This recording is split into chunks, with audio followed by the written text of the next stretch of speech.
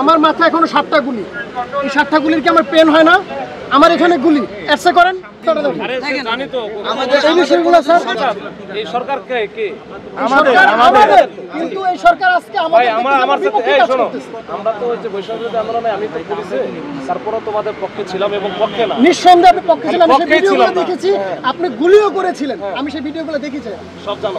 এখন ঘটনা হচ্ছে তোমাদের যেমন বেশি অবদান আছে, আমাদের হাতে আমার জায়গা থেকে আমি অত অবদান রাখতে পারি, আমাদের অবদান কম আছে, কিন্তু এখানে তোমার দেখো যে ম্যাক্সিমাম লোকেরই অবদান ছিল কোনো না কোনোভাবে। মুক্তিযুদ্ধ যেমন সারা বাংলাদেশের মানুষের কোনো কোনোভাবে সব ম্যাক্সিমাম লোকেরই অবদান ছিল, কিছু লোকের হয়তো নেগেটিভ ভূমিকা ছিল, এই ক্ষেত্রে তো ভূমিকা ছিল, সবারই অবদান আছে। এখন এমন কিছু করা যাবে না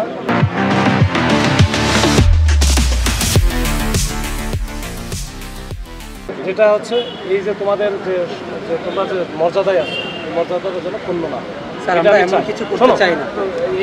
এটা করা যাবে না, শান্ত হয়ে বসো। তোমাদের যে বিষয়গুলো বললাম, আমি আমার যে সিনিয়র যারা, আমি যে সব জায়গাতে একবার সরাসরি তো কাছে মাথায় করতে পারবো না, আমার স্টেপ বাই স্টেপ আমি একটু কথা বলি যে ওনারা আসছেন, এই বক্তব্যগুলো আমার কাছে দিচ্ছেন, আমি এটা রিলেই করলাম। বাদ বাকি আমি একটা কথা বলি, স্যারে আমাদের সম্বন্ধে ওনার ভালো ধারণা আছে, আমাদের সম্বন্ধে বৈষম্য আন্দোলন করার কারণে ওনারা এখানে আসা, ওনাদের আমরা নিয়ে আসা যাই কিছু, উনি আমাদের কথা আন্তরিক, কিন্তু আমরা যে এখানে আসছি ওনার কাছে মেসেজটা যেন পৌঁছে যে এখানে অনেক পৌঁছানো। Okay, thank you very much. Okay, thank you very much.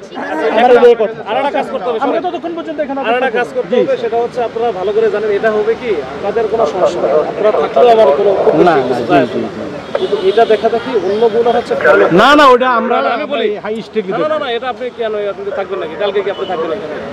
ওই জন্য ল অ্যান্ড অর্ডার সিচুয়েশনটা আমাদের দেখতে হবে, এটা আমরা খুব প্যারার মধ্যে থাকি। এই জায়গাটা হচ্ছে পুরোটাই হচ্ছে 144 চালু করা, আপনার সবারই নাগরিক হিসেবে কি আমার দায়িত্ব হচ্ছে আইন শৃঙ্খলা আইনটা মানা, মানে দেশের যে প্রচলিত আইন আছে সেই আইনটা মানা, এই আইনটা মানতে হবে আমি সবার জন্য, আমাদের জন্য স্যার, শুধু না না তোমার জন্য, আমাদের জন্য স্যার, সবার জন্য। কারণ এই পিডিএফটা আমরা 6টা মন্ত্রণালয়ে পাঠিয়েছি, আমরা তো ভাঙতেছি, এই স্মারকলিপিটা 6টা মন্ত্রণালয়ে পাঠিয়েছি, মিটিং এ বসার জন্য তাদের সাথে বারবার অনুরোধ করেছি, তারা আমাদের সাথে বসতেছে না।